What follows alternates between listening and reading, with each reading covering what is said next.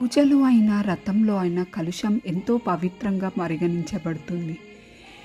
ఈ కలుషం పెట్టే సమయంలో మంత్రం తప్పనిసరిగా జపించాల్సి ఉంటుంది.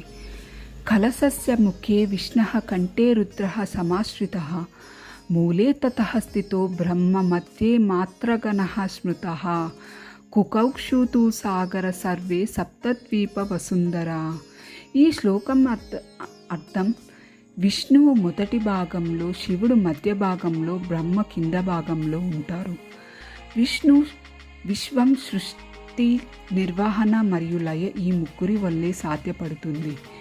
బ్రహ్మ సృష్టికర్త కాబట్టి కింద భాగంలో, శివుడు లయకారుడు కాబట్టి మధ్య భాగంలో, విష్ణువు పూజార్థంగా కీర్తింపబడి పైభాగంలో ఉంటారు. ఒక కలుషాన్ని పూజించినట్టయితే సకల దేవతను మనం పూజించినట్టే. ధన్యవాదాలు.